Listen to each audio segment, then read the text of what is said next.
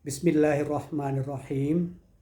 Assalamualaikum warahmatullahi wabarakatuh. Innal hamdalillah nahmaduhu wa nasta'inuhu wa nastaghfiruh wa na'udzu billahi min sururi anfusina wa min sayyiati a'malina.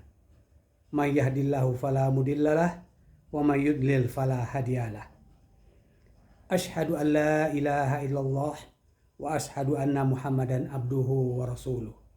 Allahumma salli wa salli ala sayyidina Muhammadin wa ala alihi wa ashabihi wa man tabi'ahum bi ihsanin ila yaumiddin. Ibu-ibu dan bapak-bapak, sahabat Kasih Vera yang dirahmati Allah. Syukur alhamdulillah kita berjumpa lagi di acara Nuansa Iman malam ini. Harapan dan doa saya semoga sahabatku semuanya selalu diberikan kesehatan, dilapangkan rezekinya, diampuni dosa-dosanya, dan dipanjangkan umurnya. Telah sama-sama kita simak sahabat kita, Bu Betty Rusmiati, melantunkan pembacaan ayat-ayat suci Al-Quranul Karim, dan dilanjutkan pula dengan sari tilawah oleh Ibu Rifda Liza Yauma. Kini, marilah kita luangkan waktu sejenak untuk mengikuti kultum dengan mengambil tema keutamaan istighfar. Setiap muslim tentu tak lepas dari perbuatan maksiat dan tak luput dari dosa. Allah Subhanahu wa taala membukakan pintu ampunan yang selebar-lebarnya kepada hambanya selama bertaubat. Bentuk taubat yang bisa dilakukan adalah dengan mengucapkan istighfar. Nabi Muhammad SAW telah mengajarkan bacaan istighfar untuk diucapkan oleh seorang muslim. Bacaan istighfar ini adalah bentuk permohonan ampunan yang paling utama, paling dicintai Allah Subhanahu wa taala, paling berpahala dan paling besar harapan untuk diterima Allah Subhanahu wa taala. Nabi Muhammad SAW bersabda, jika bacaan istighfar ini diucapkan pada waktu siang hari dengan penuh keyakinan, lalu yang bersangkutan meninggal dunia di hari itu sebelum waktu sore, maka masuk golongan ahli surga. Sedangkan apabila membacanya di waktu malam hari dengan penuh keyakinan, lalu meninggal dunia sebelum masuk waktu pagi, maka ia juga termasuk golongan ahli surga.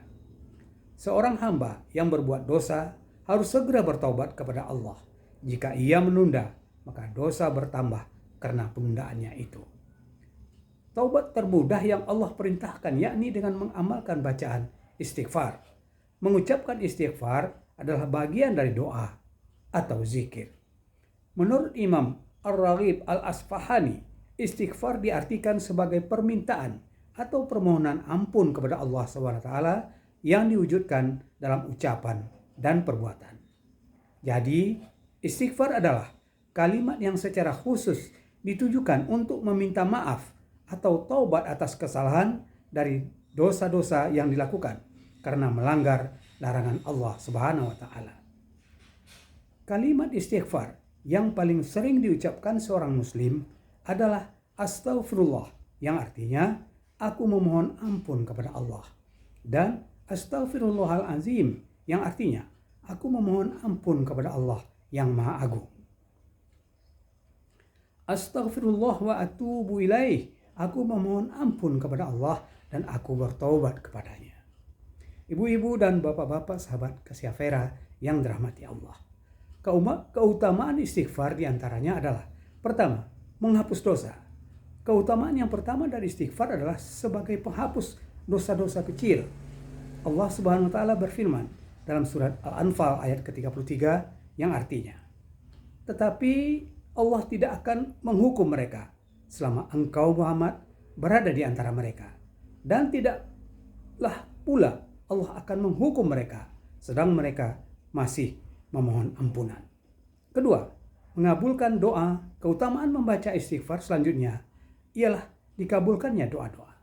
Allah Subhanahu wa taala berfirman dalam surat Hud ayat ke-61 yang artinya, dan kepada kaum Samud kami utus saudara mereka Saleh. Dia berkata, wahai kaumku, sembahlah Allah, tidak ada Tuhan bagimu selain Dia. Dia telah menciptakanmu dari bumi, tanah, dan menjadikanmu pemakmumnya. Karena itu, mohonlah ampunan kepadanya, kemudian bertobatlah kepadanya. Sesungguhnya Tuhanku sangat dekat rahmatnya dan memperkenankan doa hambanya. Ketiga, membuka pintu rezeki. Istighfar juga membuka pintu rezeki. Hal itu dijelaskan Allah Subhanahu wa taala dalam firman-Nya di surat Nuh ayat ke-10, 11 dan 12 yang artinya, ayat ke-10, maka aku berkata kepada mereka, mohonlah ampunan kepada Tuhanmu, sungguh Dia Maha Pengampun. Ayat ke-11, niscaya Dia akan menurunkan hujan yang lebat dari langit kepadamu. Ayat ke-12, dan Dia memperbanyak harta dan anak-anakmu, dan mengadakan kebun-kebun untukmu, dan mengadakan sungai-sungai untukmu. Yang keempat, dimudahkan segala urusan. Nabi Muhammad SAW dalam sebuah hadisnya bersabda yang artinya, barang siapa memperbanyak istighfar, niscaya Allah memberikan jalan keluar bagi setiap kesedihannya, kelapangan untuk setiap kesempitannya, dan rezeki dari arah yang tidak disangka-sangka. Hadis riwayat Ahmad dari Ibnu Abbas. Kelima, mendapatkan kebaikan di dunia.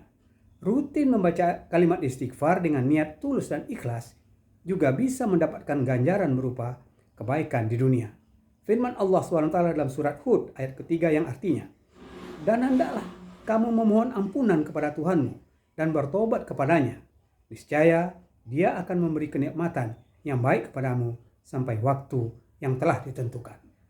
Dan Dia akan memberikan karunia-Nya kepada setiap orang yang berbuat baik. Dan jika kamu berpaling, maka sungguh aku takut kamu akan ditimpa azab pada hari yang besar atau hari kiamat. Ibu-ibu dan bapak-bapak sahabat kasih Vera yang dirahmati Allah. Yang keenam, menurunkan hujan pembawa berkah. Seorang muslim yang senantiasa mengucap istighfar akan diberikan keberkahan berupa hujan. Sesuai firman Allah dalam surat Qaf ayat ke-9 yang artinya, dan dari langit kami turunkan air yang memberi berkah, lalu kami tumbuhkan dengan air itu pepohonan yang rindang dan biji-bijian yang dapat dipanen. Orang yang semakin banyak istighfarnya, maka Allah semakin menumbuhkan dan melimpahkan rezeki kepadanya, termasuk keturunan. Rasulullah SAW beristighfar minimal 70 kali dalam sehari. Padahal Nabi Muhammad adalah maksum yang dijamin suci dari dosa. Beliau bersabda bahwa istighfar yang paling baik adalah mengucapkan sayyidul istighfar. Allahumma anta rabbi, la ilaha illa anta, khalaqtani wa ana abduka, wa ana ala ahdika wa wa'dika, mastata'tu a'udzubika min syarri ma sana'tu, abu'u laka bi ni'matika alayya, wa abu'u bi dzambi faghfirli, fa innahu la yaghfiru dzunuba illa anta. Artinya, ya Allah, Engkau adalah Tuhanku, tidak ada Tuhan selain Engkau yang telah menciptakanku. Aku adalah hamba-Mu dan aku atas tanggungan dan janji-Mu selama aku masih mampu. Aku berlindung kepadamu dari kejelekan yang telah aku perbuat. Aku mengakui nikmat yang Kau berikan kepadaku. Aku mengakui dosaku, maka ampunilah aku. Sesungguhnya tidak ada yang bisa mengampuni dosa-dosa kecuali Engkau. Berbuat maksiat selain mendapatkan dosa, ia juga menyempitkan banyak hal, menunda banyak hal, merugikan kita juga dalam banyak hal, salah satunya rezeki. Jangan bosan-bosan untuk bertobat dan memperbaiki diri. Perbanyak istighfar, kapan dan dimanapun, karena kita tidak tahu kapan turunnya ampunan dari Allah Subhanahu wa taala. Demikian saja yang dapat saya sampaikan, sedikit catatan dari saya tentang keutamaan istighfar. Mohon maaf atas segala kekurangan, kelebihan adalah milik Allah dan kesalahan adalah milik hamba. Kesempurnaan hanya milik Allah semata. Lebih dan kurang saya mohon maaf. Wabillahi taufiq wal hidayah. Wassalamualaikum warahmatullahi wabarakatuh.